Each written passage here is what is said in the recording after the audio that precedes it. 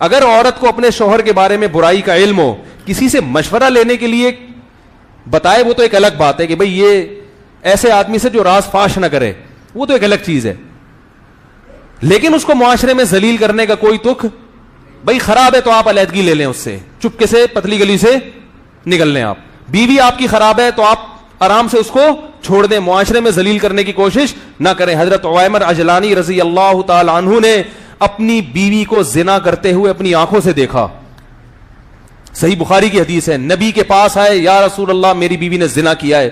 آپ غضبناک ہو گئے, فرمایا گواہ نہیں ہے, تمہاری پشت پہ کوڑے لگیں گے, اور اپنے چہرے کو پھیر لیا آپ صلی اللہ علیہ وسلم نے, ناراضی کا اظہار کیا. علامہ نووی نے لکھا اس سے اس طرز عمل میں نبی نے بتا دیا کہ نبی کو یہ بات اچھی نہیں لگی کہ آپ اپنی بیوی کو دیکھا ہے تو مجھے آ کے کیوں بتا رہے ہو. حالانکہ نبی تو مربی تھے,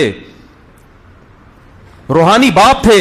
روحانی باپ کو بھی اجازت نہیں دی جا رہی کہ اپنی بیوی کے زنا کے بارے میں آپ آ کے بولو بھائی بتائیں کہ یہ ایسی ہے. علامہ نووی نے لکھا ہے اس کے تحت کہ اس صورت میں نبی نے طرز عمل نے بتا دیا, بھائی آپ نے دیکھا ہے, طلاق دے کے بولو بھائی چپکے سے, اس کے راز کو فاش نہ کرو, فارغ کر دو. بھائی نہیں, لوگ پوچھے کیا مسئلہ, بھائی ہماری نہیں بن رہی تھی آپس میں, ختم. بھائی نہیں بن رہی تھی, کیونکہ اگر اس سے برائی ہوئی ہے تو توبہ کا آپشن بھی ہے کہ نہیں ہے, یہ توبہ کا دروازہ بند ہو گیا. بھائی آپ کو اعتماد ختم ہو گیا, عورت کو بٹھائے, بولے بھائی دیکھو میں نے یہ دیکھا ہے, اب میں تم پہ الزام, تم مل پہ الزام, اس سے بہتر ہے کہ ہم کیا کر لیں, کنارہ کشی اختیار کر لیں. اسی طرح خواتین اپنے شوہر پہ جو الزام لگاتی ہیں, زنا کر رہا ہے, فلانا کر رہا ہے, میں کہتا ہوں بھائی دیکھو کر رہا ہے, برا کر رہا ہے, مشورے کے لیے آپ نے فون کیا, میں نام نہیں بتانے دیتا ان کو, اپنے شوہر کا نام میرے سامنے راز نہ فاش ہو کسی کا.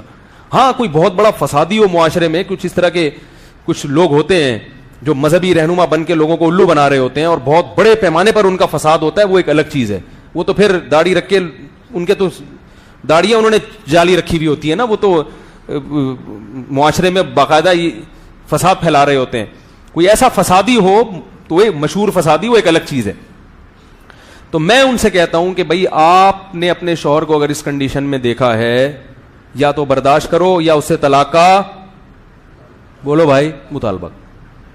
اس کو سیدھا تو کرنا بڑا مشکل ہے, یا تو پھڈا کرو, 3 ہی آپشن ہے.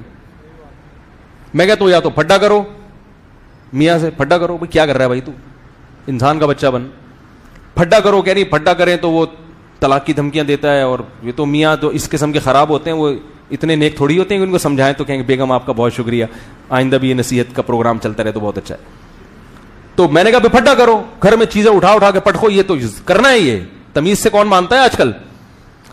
ایسی خواتین دیکھو کیسے الٹے مشورے دے رہا ہوں میں, وہ کہتی ہیں اس کے ناجائز تعلق. میں کہتا ہوں اٹھاؤ برتن توڑو, جب گھر میں آئے نا, اللہ کی قسم ایسے مشورے دیتا ہوں میں, چاہے آپ اس پہ کچھ بھی کمنٹس کریں.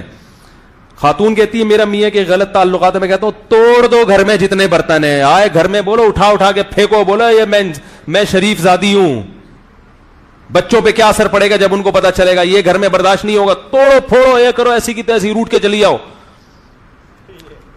اور اگر یہ نہیں ہو پا رہا آپ سے, آپ میں دم نہیں ہے توڑنے کا برتن, کانپ رہی ہیں آپ, ہمت ہی نہیں ہے, تو پھر کیا کرو بھائی. بسوں کے پیچھے لکھا ہوتا ہے تپڑ ہو تو پاس کرو ورنہ برداشت کرو, لکھا ہوتا ہے نا.